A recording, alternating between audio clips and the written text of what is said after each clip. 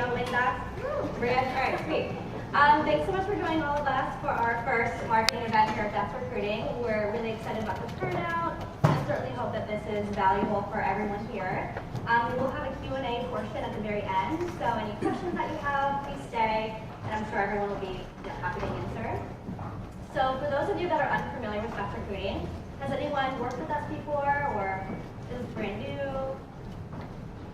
Not sure. Okay. So we are a recruiting company, obviously headquartered here in San Francisco, and we are one of the leading search firms for identifying revenue-generating talent. So that's marketing, of course, as well as sales, customer success, sales engineering, and along with this office here in the Bay Area, we also have offices in Palo Alto, New York, London, and Texas as well. So any friends that you have looking in those areas, or if you're looking to move, we definitely have other areas that we can support. And we are really passionate about having events just like this. We're obviously passionate about marketing professionals, but just in general, we host these exchange programs once a month. Last month we did a program regarding women in tech and getting into that industry. And this is something that we want to continue to cultivate to share information to people like yourself. So if there are other topics that you find interesting, or you have any suggestions of what would be great to do next time, just let us know and we'll be happy to do that. So tonight, obviously, we are here to talk about marketing, specifically the face of marketing and how that's changed within the tech industry, how you can really position yourself to work at an early stage company. That's what our panelists are doing, and I'm sure what a lot of you are interested in. Keys to success, and really just how to kind of break in or move up if you're already in this space. So to start, I want to introduce our panelists. We have Bautista, who is the Director of Marketing at Jitterbit, and that company is a leading integration platform as a service provider, and he manages demand generation and market development. Next, we have Poulos, who is the Vice President of Marketing at Mattermark, and she was brought in to build and scale the company's marketing organization. Happy to have you here as well. And then lastly, Franco Caporelli, who is the Senior Director of Demand Generation and Sales Development at Optimize. And he was brought in to really build scalable systems and processes that really generate that predictable pipeline for that company. And fun fact, all three panelists were actually placed by That's Recruiting and were once candidates at one point. So success stories right here. And again, we're really happy to have all you guys here. What a coincidence. Yeah. But yeah, so again, thanks so much for coming. So to start, I'd like to start with Franco, if you don't mind.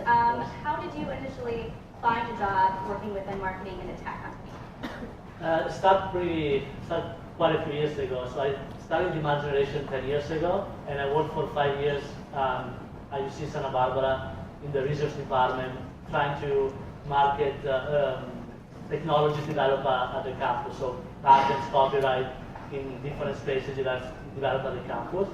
And I worked there for 5 years, but I really want to work in startup. And so I applied to a few startups, and I got relocated by a company called Couchbase.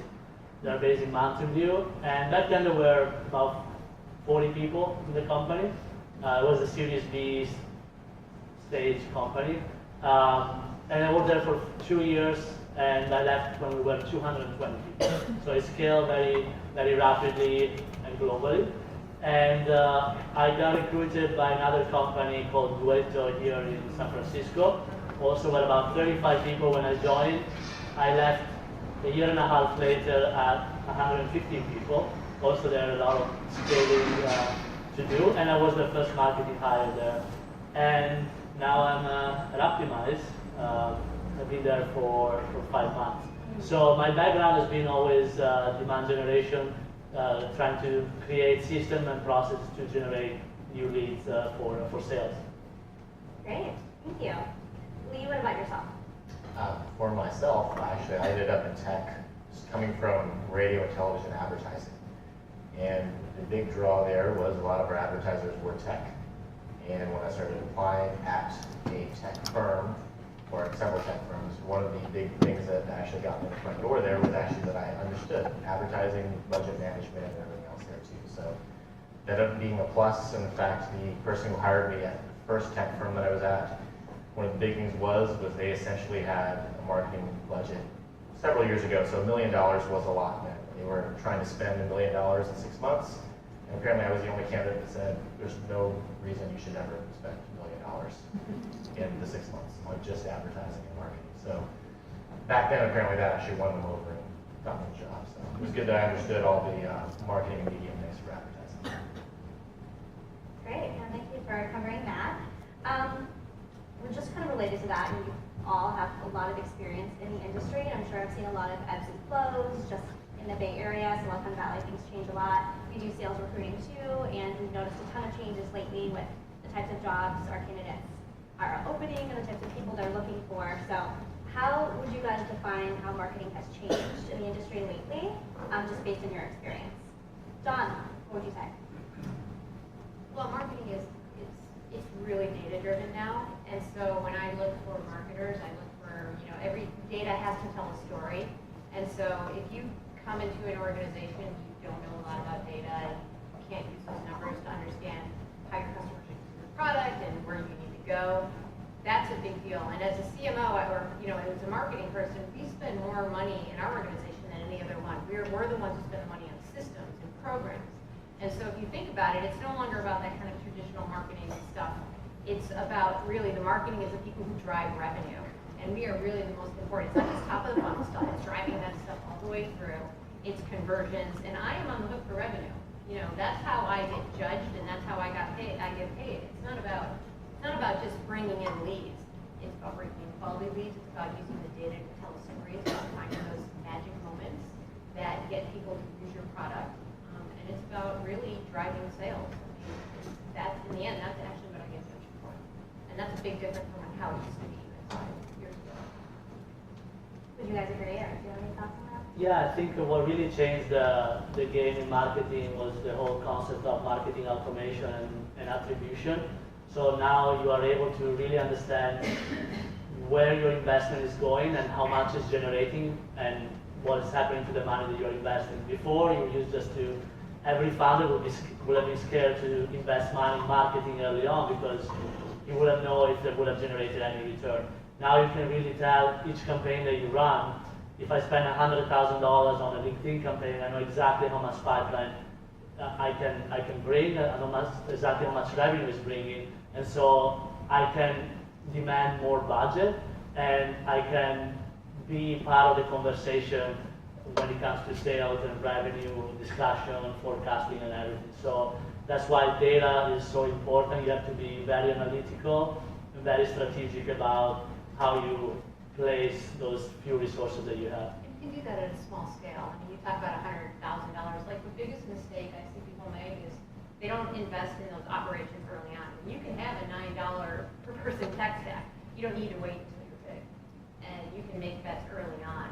And so you have to, the biggest mistake that people make is early on, well, I'm not going to invest in these things, and I'm going to wait till I'm bigger. But you really need to start early. If you don't understand your data now, you don't understand your people now, you're not measuring now, then you just have a big cluster. Years down the road when you have to unwind all of that stuff and really try to understand what's going on. And I know it really wasn't my turn, but I just say that. What about you, Nate? Yeah. Well, you need to be ready when you're up to your ass and alligators.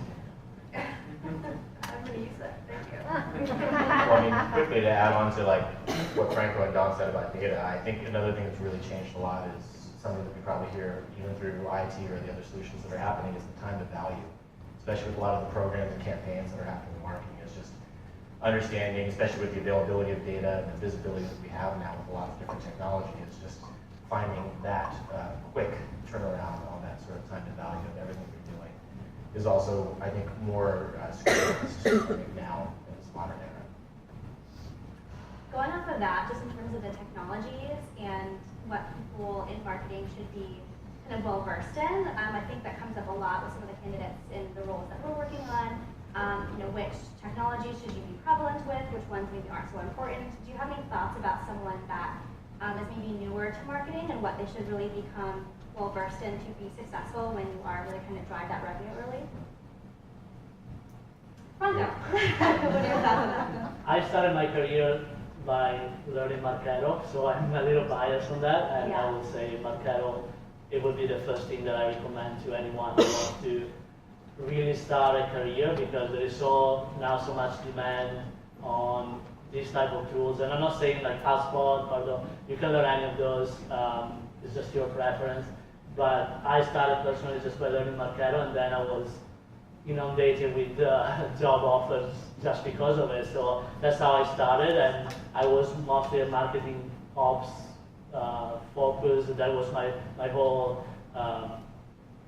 objective. My whole goal was to build the marketing operations side, and then I started expanding on the more strategic things. But definitely Marketo would be one thing, and obviously Salesforce is also very important because again, you are now part of an organization that is the revenue generating side of the company, so it's not marketing from one side and sales in the other. So if you don't know what's happening with Salesforce when the leads come in and what are the processes there, you're gonna ignore a lot of things. So if you have that Salesforce, Marketo understanding, I will hire you.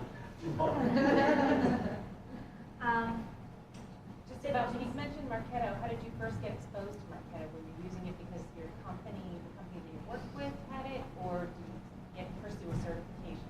So that's a great question, because when I was working at university, we had very little budget, so Marketo was not an option. We were using a database called ACT, which some of you might remember from the early days. And there was a CRM, and it was not really much of an automation thing. But when I wanted to start working for startup, I saw every single job offer was requiring Marketo, and I didn't even know what it was. And so when I saw that, I was like, okay, let me look into that, and I started learning it. And it wasn't too hard to learn once you know how to use a CRM or other similar platforms. Do you have any thoughts on tools or specific technologies you should become well-versed in besides Marketo and Salesforce? What are specifically the tools or technology that you really need to jump into? For myself, I mean, a lot of my experience was trying to make sure that I was very well-rounded with understanding that. And in fact, I think the second real foray that I had in tech, or the second company I was at, that was really sort of a tech startup, a lot of it for me being a part of the team was because I understood all of it, from the marketing automation side, which actually was eloquent for us. They're understanding Salesforce and all the fundamentals there, understanding AdWords and all the advertising aspects there 10 plus years ago. So a lot of that was just have little bits of everything that's there, because a lot of times the focus where we were pivoting and trying to then have long focus in different directions, it was key to have a little bit of understanding of a lot of different things for myself. Okay. And you kind of need to understand where you're going, what you want to do, like what's your end goal. So obviously Salesforce, obviously a CRM, and obviously marketing automation is important, but one of the things we try to do is, what's marketing about? It's about being the first to exploit a new technology. My CEO, Danielle Morrill, she was very successful at Twilio because she was one of the first people to exploit AdWords. I was very successful in my own company because I was the first person to exploit LinkedIn sponsored ads. So one of the things that you need to look for is, what are you trying to do? And obviously the CRM and the marketing automation is extremely important. But what we're also looking for is, what are the new things? What are the new technologies out there? Like one of the things we're doing now is machine learning to understand how a customer will buy outside the marketing automation system. So you need to, obviously there's the tools, the Marketos, the HubSpots, the Salesforces of the world, but you also have to have kind of a forward, you can be table stakes, but then you can also take it a step further. Where do I need to go? How do I need to do this? How am I going to get that first? How am I going to exploit the new technologies? If that makes sense. If it doesn't, sorry. One more thing. Again, like the Marketo and Salesforce, they're not very hard to teach. Like I would much rather hire someone who understands the processes involved and is very analytical and can manipulate data. And I can teach Marketo in 3 days probably, and what to do is not rocket science at all. But understanding the lead flow, the processes behind demand generation, and how we're turning some initial interest into an opportunity, that's what really makes this job, because then you just apply that logic into a platform.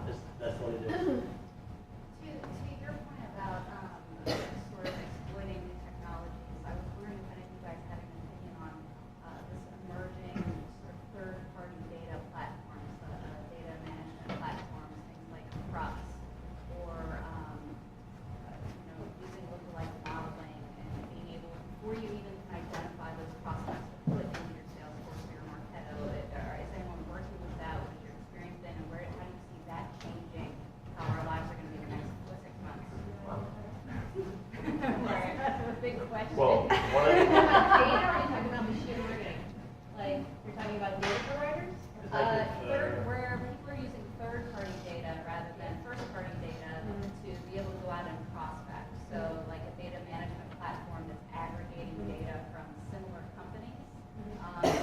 really giving you insights that can help you target, but are not giving you leads that you can certainly target. I think that stuff's extremely important because if you look at a VP of sales right now, they're on the hook. They're on the hook right now. Jason Lundgren will tell, if everyone knows him from SaaS Surfing, he'll tell you that a VP of sales has one sales cycle to prove their worth, and they have to get more leads per, more revenue per lead. And how you do that is with tools like this. You identify your ICP, your ideal customer profile, your best customers, your VIP customers, and the best way to increase funnel velocity is to find more just like them. You don't want to cast out a big net. Like this whole account-based marketing is hot right now, but it's nothing new. You always want to find your lookalike customers. You want to find that who are my VIP customers who are not only using it but have the potential to grow, and then you most definitely want to find lookalikes like them. That's your fastest route to grow. But I like it. Yeah, do you have insights in or opinions on, like, obviously Marketo and Salesforce are doing it best. Is there a doing it best in the market with like a Fixu versus a Crops or companies like that? Is anyone familiar with any companies like that that you think are good? I don't know if you're talking about like scoring like Infer or that kind of company, that Sixth Sense, that they do that predictive analytics for marketing, where you have different signals and they provide you a model of leads. I have experience with that, and the problem is, it's not something you can do very early because you still need data internally to know what is your ideal customer profile. You need to have some data, or the model is not going to make too much sense. So when you have 20 customers, what they do, usually they build a model from your data and then they enrich the model with their data, but your model is not going to make too much sense. Plus, they're very expensive tools, so the math makes sense only once you get to a certain number of revenue and customers. Do you want to keep going, or do you want me to digress? I Go ahead, can at least yeah. digress quickly on one thing. Don and I actually, when we met earlier, talked about Kudu, which is a company that we're working with that does a lot of predictive analytics and other things like that. But I mean, a lot of that is also, we do crave data. There's a lot of data that we're looking forward to actually receiving from whether it's internal or a lot of third-party stuff. But also, I would see this is very much a trend right now. One of the things with the company that I'm at right now called Jitterbit is actually that Salesforce, which they have their big event Dreamforce after Oracle World that's happening out here in San Francisco. I mean, one of their big things is the machine learning side and all of that, where they're already sort of soft launching something called Einstein ahead of that. And as you know, Dreamforce has access to tons of data from everything that's happening from the CRM. So a lot of that addition of third-party data and trying to sort of sculpt or model what you're actually looking for ICPs or other things that Don mentioned, it's there. I feel like that's kind of a trend that's coming up right now. But we have yet, so there's kind of the Babel side where my company, from the marketing side, hasn't seen any success yet from Kudu. But we do see, it actually was brought into our professional services center, our services team overall. But I think Don's organization has probably seen more success from sort of the predictive analytics engine and everything like that from Kenshoo. So it's all about the view of data and what you actually want to do with that data you can see. Trying to get it from a wide variety of mediums. The reason we bring in these systems is because marketing automation is just about behavior. Behavior is only one aspect of it. If my company's doing really shitty, and I have a lot of time to like look at demos of other companies, my behavioral score is going to be really high, but I'm going to have nobody to buy it, right? So we try to look at things beyond the marketing automation. I think Christina's got to preface this. This is going to be a PG-13 event, so for all the ears, you can cover your ears. Don, Franco, myself, yeah. Be sure to drop an F-bomb eventually. Well, I wanted to bring it back to what you were talking about earlier when you were talking about your background and how you were a little bit more of a generalist lead and how that was helpful for you when moving into Jitterbit and other companies. And I've noticed when talking to candidates that are interested in going into marketing, or maybe they're in marketing right now and want to transition into maybe a specific area, they're not sure if they should kind of be that generalist and have their hands in kind of many different pots, so they are well versed to kind of do whatever for a small company, or if you should really have that specific focus and I'm going to be a digital marketer, or I'm just going to focus on product so that they are more successful in that specific area. I realize it's sort of a broad question, but I wasn't sure if you've seen specific success there and what people should really be pinpointing when they're thinking about that. Don, do you have any thoughts there? That's a great question because when you're, can you hear me? That is, when you're a small company, you need kind of a jack of all trades. But when I came into Mattermark, my job was to scale that organization. And actually the last thing I wanted was actually a full stack marketer. Because the way I was growing the organization was I was finding experts in content marketing, in operations, and in product marketing. And I needed those people to bring in their expertise and blow out those certain areas. But that is because that is where the size of the company that we were at. So when I got full stack marketer resumes, I was always really nice, and you'd come back and I'm like, what you're doing is great, but this is what I need. So it actually depends on the size of the company. When you're a very young company and you're only a few people, you need someone who can do everything. When you're trying to scale, you need that focus because those people need to really, a product marketer cannot do operations, an operation person, cannot do content marketing. And it's just really, for me, where we are at Mattermark, as we grow, we try to scale, and we try to, because you think about stages. There's 0 to 2 million ARR, 2 to 5, 5 to 10, 25, 100, and then 100 after that. They all take different areas. In that other area, like 0 to full stack marketer after that, when you're trying to scale, it really becomes into an expertise. That's how I view it. It may not be how everyone views it, but that's how I'm scaling my team. I completely agree with Don. You're really all the time. But if you are starting in marketing today, the last thing you want to do is being a generalist. I will not even be nice. I will just delete the rest, literally. I started with a specific focus, which was Marketo, and I was known as the Marketo person when I started. I know everything about Marketo, and I was hired to handle the Marketo instance. And then I started learning other things, but then when you become more senior, you are not a jack of all trades, but you know what you need of every single part and who you need. I'm not an expert in design or in PR or other things, but I know who should I hire to scale that function. But if you're starting today, you don't want to learn a little bit of everything. You want to specialize as much as you can in one thing. It could be product marketing, design, operation, PR, social media. Social media, there's a lot of companies hiring specifically to manage the social media because nobody wants to do that. Social media is so important. That's how you build your brand. And if you have to sit there and pay for that stuff, that's a shame. So sorry. Yeah, It's important stuff. And it's a hard work too. It's hard work. Someone who knows Facebook and Twitter and is a pro at it there's a lot of value for the company. So that's what you want to do if you're starting today. Do you agree with that? I do. Actually, and me being very general about it all was, I think, an early era to it all when people were trying to really figure it out.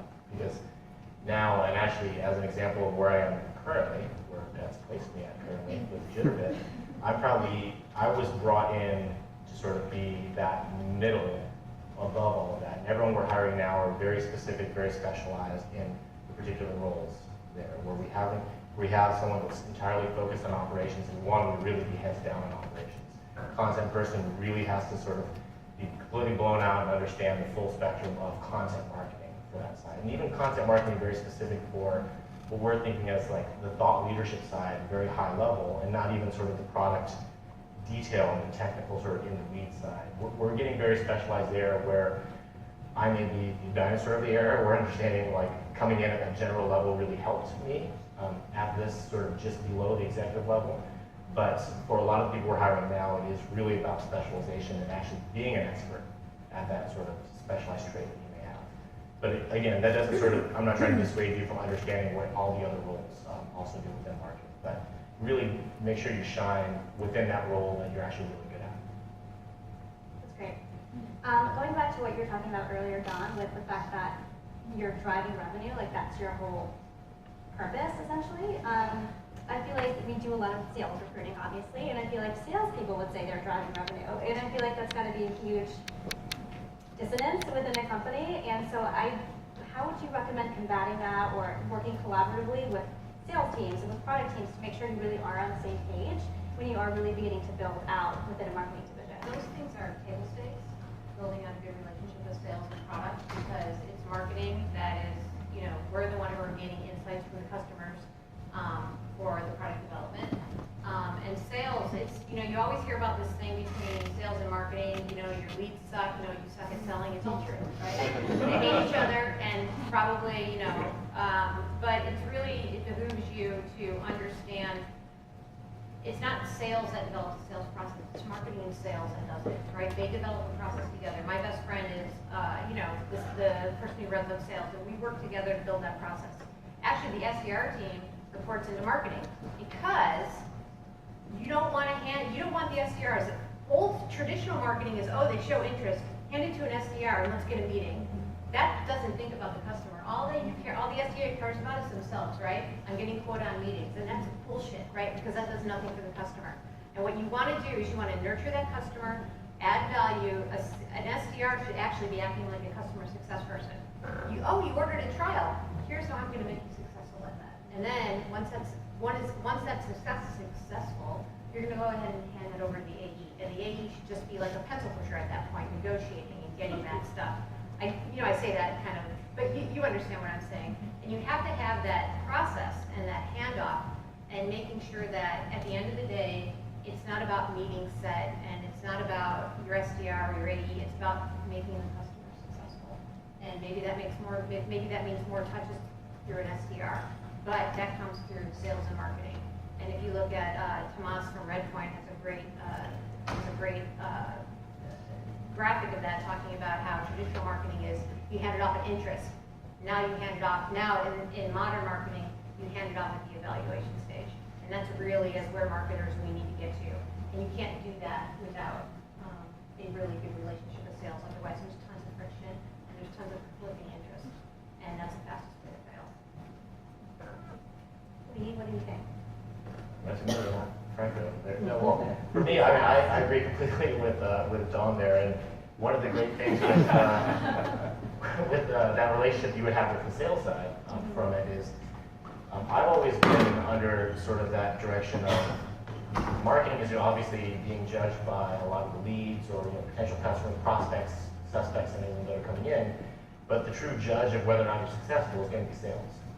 So having that relationship with sales, especially with marketing, when you get to a higher level where you're not as specialized and you're actually leading a lot of strategy and direction, is going to be mapped to revenue, as Dawn and Franco said earlier. Really having that view of the revenue side and then making sure that you are in sync with a lot of that with the sales is going to be very important for the success of whatever you're doing for marketing strategies and programs that you're launching at any level. Great. When you're joining this company that's very young, I'm sure that you encounter a lot of challenges just like that with trying to combine sales and make sure you're on the same page. Franco, what would you say are some of the other challenges that you might face when joining a young company and having to kind of start things from scratch? So when I joined Duetto, for example, I was the first marketing hire. There was almost nothing really built. They had quite a bit of revenue that was all built through the network, and the only marketing they were doing were events. So everything else from Marketo that they didn't have to building content, to building a content strategy, finding the channels, creating all the operation has to be done. So a lot of the challenge for me at the beginning was to educate the CEO and the VP of sales on what I was doing and why I was doing certain things. Going back on the previous question, I always believe in owning the SDR team because, like we said, marketing is pushing towards the end of the sales cycle, and so I found myself in a better position when I believe there is an opportunity. Even that part had to be explained because it's a new way of doing things. So if you find someone, maybe a VP of sales who is a little more old school, is not going to understand that the sales development team reports into marketing now. It's something unheard for them. So there's a lot of educating things and also a lot of tracking what you do in terms of budget and return and measuring how you're doing things, because you're not going to see results in the first month. So you need to show the plan, which is probably a 6 month or a year plan, and say, okay, this quarter I'm going to do this, this, and that, and it's going to be the foundation for when we're going to start running certain campaigns in the second quarter, and that's when we're going to start seeing some pipeline. So you need to have everything documented and show where you're putting money and what you're getting. That makes sense. Javed, do you have any thoughts on that as well? I'm going to make it even simpler. The biggest challenge that startups face is focus. You go an inch deep and a mile wide. It happens to almost every startup, and it totally screws them up and sets them backwards. So the biggest challenge that you face are two things: ruthless prioritization and flawless execution. And that's actually, when you're at a startup, those are the only things you should worry about. Otherwise, you just start doing too many things, and you try to boil the ocean. And that's just been the biggest, at every single startup I've been at, that's where people hit a huge problem. I mean, and you were just talking about not having money for certain things too. I mean, how do you handle that when you're going into a company, they don't have money for anything? How do you figure out where to focus your funds and figure out what is more important to prioritize and what maybe is not as important? Lee, what would you say to that? Cool. And Sheena went to me, and I hate to bite the hand that keeps us here for this event, but I mean, one of the key things that I did to growing teams was actually being able to manage contractors. Sorry to say. But contractors, not full-time placement, what full FTE type of employees, but a lot of that was just knowing when you had certain projects, you had certain programs you were trying to launch where it was short-term, you were doing it very much on a A/B testing type of level, you're really sort of just testing the waters and a lot of things you're doing. So it isn't sort of that full-time commitment or long-term commitment to a lot of things. This sounds like a horrible, bad social connotation here without long-term commitment for all this. But a lot of that was exactly that, trying to measure what you have as sort of a short run instead of a long run, which really helped with managing budget from what is unpredictable for the long term. great. Changing tack here just for a second in terms of what you feel like are some of your biggest successes thus far in your careers. Bronco, what would you say there's something that you're especially proud of, maybe at Optimize, that you've been able to build in the last 4 or 5 months? Yeah, so at Optimize, when I compare the first 6 months when I wasn't there and in the last quarter that we changed a lot of things. So a lot of processes that were not there. There was too much focus on MQL and not much focus on pipeline. So I changed a lot of the processes, both from the demand generation perspective and the SDR perspective. And now we generate, in 2 months of Q3, we generate twice the pipeline generated in 6 months, the first 6 months of the year. So that is something that I'm particularly proud. The second thing is, that's my belief, and I share other VP of marketing and the same idea, which is never too early to start your own annual conference. And I've done that at Couchbase, done that at Duetto, and I brought this to Optimize with only 25 people. I said we need to do our annual conference this year, and if we do it, we need to start doing it today. That was my second week. And so we need to start planning now to do it in the fall, because it's going to take a lot of work, it's going to take a lot of investment, but it makes the difference, because then you start, the first year is not going to be great, maybe the second year you build from that, then 3 years later you have an event that is really driving a lot of your pipeline, is accelerating opportunities, is positioning your company as the thought leader for the industry. So in November we're going to have our first Mobilize 2016, and the funny thing is we already we are targeting 150 people. We already sold 60 tickets, and we don't have an agenda yet.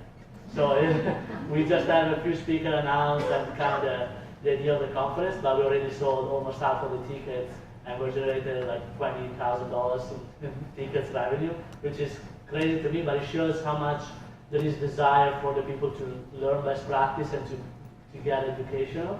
And so you should, I do this in every company that I go. Done? That's something that you're really proud of at Mattermark. My biggest success has been at Mattermark has just been the team I've built. And at the end of the day, everything is about talent. It's not how great you are. It's about the people that you bring in and how you manage them. And I've been in this business a long time, and I have the best team I've ever had in my career. And these guys rock. I mean, they just totally kick ass. And it's really about me and I always tell people, like, my boss is younger than me. She's one of these great startup people, like young stars. And she asked me, she's like, how do you bring in such good people? And I'm just like, I find great talent and I just get the hell out of their way. My job is to just let them own this thing. And my job is to, you know, I'm not Steph Curry anymore, and I miss not being Steph Curry because I want to do those three-point shots, right? I want to be awesome. But that's not my job anymore. My job is to step back, is to be a coach, is to orchestrate, and to make sure that I am knocking obstacles out of their way to be successful. And we can't get as far as we can get without those people. And you know, sometimes I look at them and I'm like, I don't know why you work for me, but I'm so happy that you do. You know, but it comes with the cost, right? I've made myself dispensable, right? Because if I get to buy a bus tomorrow, what fucking cares, right? Because I've got a great team, and they're just gonna roll on without me, and that's what I aim to do, and that's like been my biggest success at Mattermark, for sure. We would miss you though. So please be careful. What about something that you totally screwed up? You totally failed and you're never going to make that mistake ever again. If you join a new company, Lee, do you have any embarrassing stories to tell? Sure. Yeah, if you join a new company and you're like, oh, I really screwed up at Jitterbit, I'm not going to do that again. Any things that we should avoid? Actually, you guys may have some anecdotes about this too. So actually, I left a company that was actually already very successful and pretty much going to be acquired when I left for a company that was already on the run to go IPO. And when I came into that company, one of the things they were doing was trying to adjust the hockey stick. They wanted to make sure that everything was scalable, repeatable, and kept going on sort of that upward trend so they could keep reporting to everyone who's going to invest, essentially. And when I went in and did really an evaluation, dug into the data and everything there, I basically went to the executive team and told them that that's a false model. So I was hired to try and build this model of repeatability and continued success around a lot of events and a lot of the net new, and had to step up and admit that even though I was brought in and said I could do it, actually I feel that it's wrong. And actually that's one of the, I think, there was a question either earlier, or maybe I'm actually jumping way ahead of other questions, for advice is to not be afraid to just sort of go out on a limb, but also fail if need be. But if you fail, make sure you have the data that is going to help back up your reason for failing or anything like that. So I was hired with the idea of creating a strategy that I then proved would probably be not successful. And admittedly, I would say I was right. Sorry to say. But we then sort of moved on from that model of continuing the same trend of repeatability within the same channels for lead generation and revenue generation to sort of diversify that mix. So that was sort of a failure that I brought upon myself, and at least dug myself out of that hole pretty quickly. Martha, what about you? Have you checked your phone? So I think two things is what I would think as a failure. As Don said, the most important thing is hiring, and it's one of the most difficult things to do once you're trying to build a team, not just because we are the best recruiting, but when you're trying to hire a lot of people in a short amount of time because you see the deadline that is coming up, you try to make some shortcuts, and that costs a lot. And I've done that, and I try not to do it. And it's something hard not to fall into that trap. Maybe because you think someone is good enough for what you're trying to do, but then you see that is actually is a big mistake. The second mistake that I've done is relying too much on data when you are in an early stage startup. The data that you're gonna find if you join any startup that has like 30 and 40 employees, the data in Salesforce makes little sense. Like there's not much you can rely on. And so if the CEO is gonna try to make you rely on that data to make assumptions, and they're not gonna be right. So it's better to take that data with a grain of salt and just collect more reliable data as you join. If I want to join a new company, just say I don't know what's going to work here. Most of the time, it's not going to work for me in the past, so I have to test a lot of things, and I try to test small and then scale what works. Great. It's obviously a very crowded market. There are a lot of companies out there, a lot of similar companies, and I feel like that's a huge challenge that a lot of companies will face. How do you differentiate yourself from the competition? You know, there are huge, massive organizations that have been around forever, or the new startup that's around the block that's doing something similar. So if you are starting out trying to build this brand and build out a marketing division, how do you start differentiating yourself and making yourself stand out? Dawn, do you have any thoughts there? It's kind of a stupid thing, but just be yourself, who you are. I think one of the things that everyone tries to do is they try to be kind of someone they're not and kind of fake their way through it. And one of the reasons that, you know, Mattermark has been so successful on a brand because they were who they were. Danielle is very transparent and unapologetic about what she did, what she does, and what she says. So if you look at any of her posts, she just puts it all out there. And people really respond to that. So don't, you know, this kind of stealth stuff is kind of BS. I mean, just kind of really be who you are and go out there. And also add value. One of the things that they've also done, I wish I could take credit for, and I kind of do when it suits me, but is like Mattermark Daily, right? They started curating content back when they were a couple of people, and they have curated content where they add value to VCs and sales operators, and they have built that to 80,000 people in that community. And so you look at our community and it's huge, and it's not because we've done any kind of slick thing, it's because it's like, you know, hashtag truth. And it's been adding value, and everyone knows, and I was amazed, everyone knows the Mattermark Daily, and when they come into our offices, they're like, I want to meet Nick Frost. Nick is the guy who curates this thing. And that's really powerful stuff, and that didn't cost us any money. That was just being honest, and that was just providing value. And that's been just something really meaningful to me, and I'm really in awe of what they've done. And like I said, I wish I could take credit for it. Brenda, what about you? What do you think?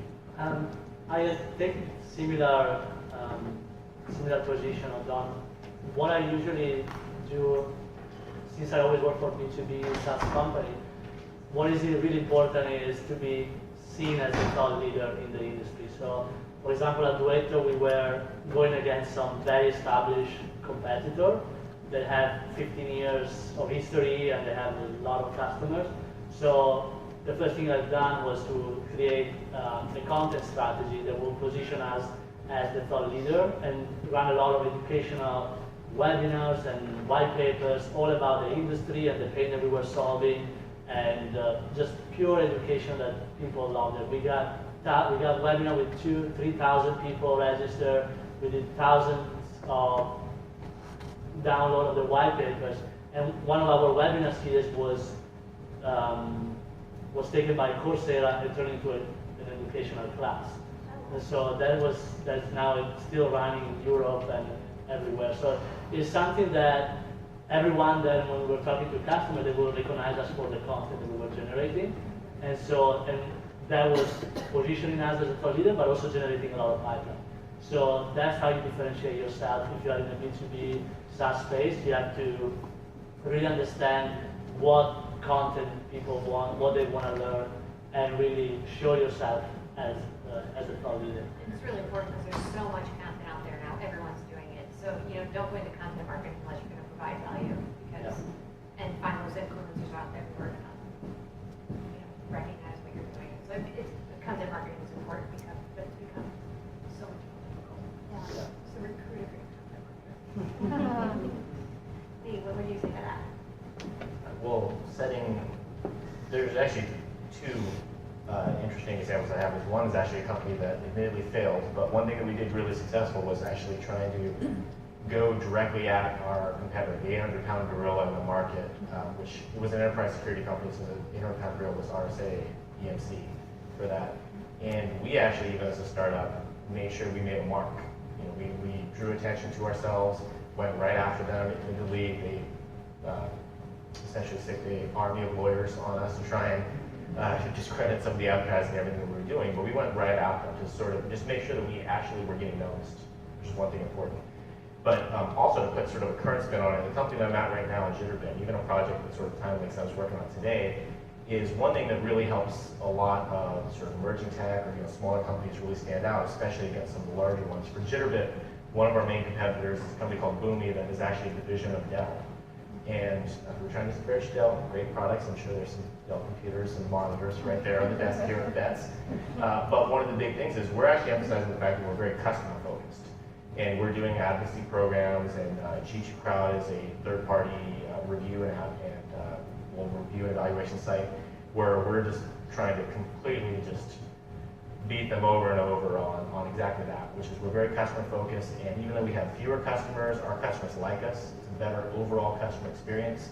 And one thing that I learned, and this is actually something I brought into Jitterbit when they hired me, was really sort of pivoting from a very technology focus, where our technology is better than theirs in terms of takeoffs and everything else, to really being sort of the customer journey experience there.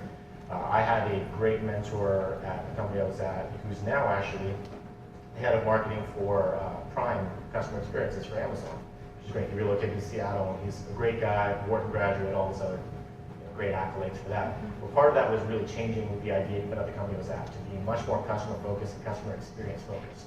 So a small company can really trump and beat a lot of larger companies if you have that really great advocate and really great spokesperson there, especially amongst your customer base. Maybe customer base in the double digits versus 4 or 5 digit customer quantity that they may have. But if you have a customer that's passionate about your product, then that really speaks volumes for really trying to stand out. Great. And you were mentioning Dell a second ago, and I was just thinking about something that I think comes up a lot for us when we're working with candidates and people are looking for jobs.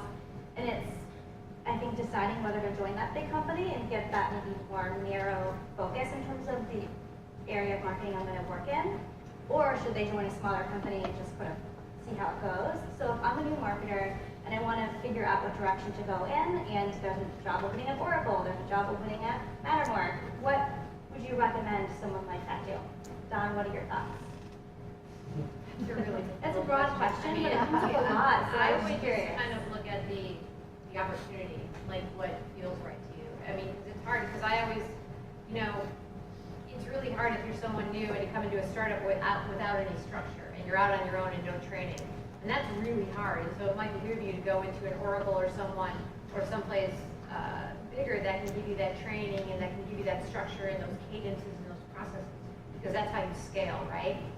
But there's also something to be said for startup experience. So you just have to kind of understand what your needs are and where you're going, and also kind of what feels right. At the end of the day, it's about your happiness too, and what's what's going to make you happy in the end of the day, and trust your gut feel too. I know that's not really a great answer, but that's a really great question. Honest. It's a great answer. I agree. Be aware that a lot of when we review resumes in startups, and that's for every startup that I've been, when it comes a resume from Oracle, from SAP or whatever, there is always the question of, but he's coming from or she's coming from a large company, how will he do in a startup? He doesn't have startup experience. Right. I don't know if he's going to do well because there is not the same structure. So breaking, if you go in a large company, breaking into startup could be difficult at some point. So take that into consideration. But at the end is, what do you like more? There are people that are happier working for startups because they like the thrill and they like to be exposed to many more things. And there are people that they like just to have more structure and have more defined responsibilities. There are different personalities, I think, too. So it's what Some is companies like that big company experience. I mean, that's a good thing sometimes. So you can't look at it as a good or a bad thing. I mean, it's so circumstance by circumstance. That's something, real Sure, quick. please do. This is probably dating myself a little bit here too. I actually, before all the tech and emerging small business stuff, I actually worked at AT&T when Comcast was buying them. And AT&T when they were horribly big, unfortunately. But part of that though is I think there's really two directions you can take. And one is if you feel you're very ambitious, very go-getter, and someone who actually is going to be that person that's online at 11 p.m. and really go out there and try and learn everything, dive into things head first. A lot of the startup environment is very good for you and for that because you can really make a mark. You can go far very quickly in a startup environment. The first tech company I was in, I graduated very quickly to being the senior director of marketing and running the team when I probably shouldn't have been there, to be honest. But I was, and I was managing a staff of 7 and all of that. And that's a company that failed. Although actually marketing was the most successful department per the CEO himself. But the other thing though was when I was at AT&T was a very big structure where I actually got to see if I really wanted to be in marketing, was sort of tried and true. My boss, he was a great guy. He actually still does television advertising even locally. And he was like, here at AT&T, take advantage of the fact that you can go through all the sales training programs. I went through sales training and sales negotiation classes for weeks. We did a lot of stuff where we met with agencies and other advertising agencies where you saw if you wanted to be on the agency buyer side or if you wanted to be on the side that actually is doing buying for that. Or the advertisers, like I said, at AT&T. So there is a lot where if you're not sure where you really want to go to yet and really feeling your way through it, big companies really do help because there is sort of that infrastructure where you can sort of dabble a little bit here and there and still have sort of a safe area where you know you have your job, you have your roles, your KPIs, you can still perform and fulfill. But if you really are ambitious and want to go sort of headlong into that, there's a lot to be said for going for sort of your small emerging business. Sorry if that's contradicting a little bit. You were just mentioning how you were promoted quickly, you were managing a team that maybe you shouldn't have managed necessarily at that stage in your career. But I think that's something that comes up a lot as well with candidates that we work with. How do I continue to advance in my career? Maybe I work at a very flat organization, but I still want to expand my career and grow. Any tips around that? Is that me? Yeah, so you Oh. It's relevant, yeah. Tips to grow. Yeah, just to continue to advance your career within marketing and just continue to pick up new things and pick up new.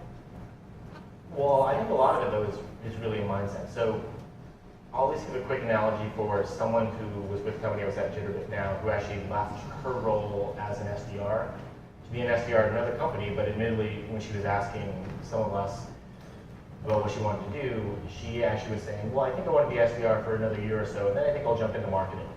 And I don't know if that's actually the best mentality to have, is I'm just going to sort of jump into this or that. Much as we talked about, it is really good to have a focus, to have sort of a specialty in something that you know really well.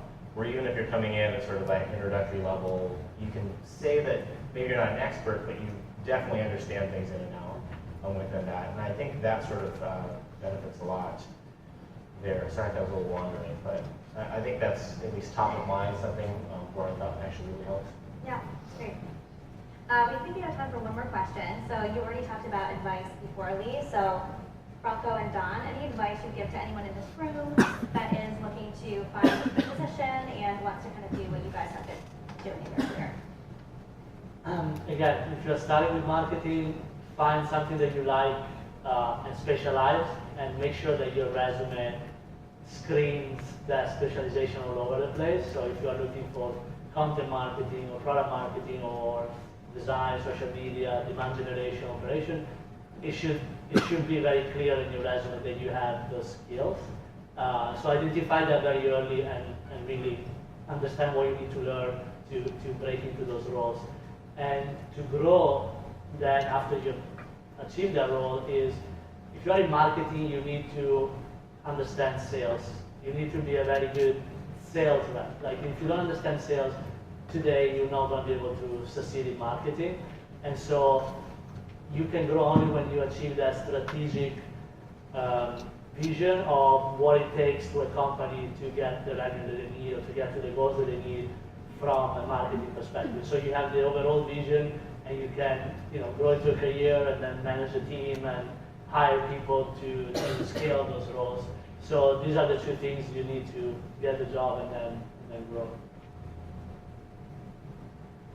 I'll be simplistic again. Work really hard and reach out, keep yourself educated. There's lots of great thought leaders out there, and I make a point of it every day to set out an hour to read really great blogs and information. And network. The great thing about Silicon Valley is that people are always willing to meet with you and talk to you and help you. And people reach out to me all the time on LinkedIn, and I'm always willing. I always try my best. I can't always do it, but when someone wants to meet with me and talk and get advice or something, I try my best to meet with them and give them advice, and I did that when I was going through it, and it's really important, and that's what we do in Silicon Valley is we network and we help each other. So don't stay quiet, and it's kind of basic, but it's an important thing to do, because let's be honest, nothing's really a meritocracy in the end. It's all about your network. And I mean, I'm being kind of facetious and sarcastic, but it is at the end of the day who you know and what you do, and reach out to people and people are awesome here, and they're always gonna be willing to help, and don't be afraid to reach out and ask for advice, because people are gonna say yes, they're gonna help you. And one thing real quick that I was reminded from what Dawn said, sort of to build on that is, I think a really great trait for everyone is also just to have thick skin about it all, because there are a lot of opportunities out here, especially Bay Area-wise. I'm assuming everybody here wants to stay in the Bay Area, but Bay Area-wise, there are a lot of opportunities out here where, for a very timely example for Allie that's over there, we had one role, like I was hired very quickly at Jitterbit, where it was a very quick turnaround. We had one role where we were very highly scrutinizing for our content marketing position, probably because it was very public facing. You may be great at what you do, you may already consider yourself an expert in whatever your trade or specialty may be, but a lot of times there are just particular nuances that these teams are looking for that we may just turn you away. I mean, I myself have turned away many people that I was hiring because it's just, you don't seem like, maybe it's not a team fit. We had one candidate, admittedly, that's to give us where she was very independent, fiercely independent, where she was like, well, I really just want, no one to look over me and let me go because I know that I can succeed. But a lot of that, what we see for someone that may have been junior, is that's like they don't want direction. They don't want to listen to everyone that's over there. There may be little nuances or other things where people get turned away, but there's plenty of opportunity out there. And if you at least stay educated, well educated, especially with what's happening there, or different technologies, different aspects to marketing in general with new trends, there is going to be a role for you. So don't feel bad about getting turned away 1 to 5 times. There are other opportunities out there for sure. Just keep learning and keep listening. Yeah, good advice. Thanks so much, guys. So we'll open it up to any questions. Does anyone have any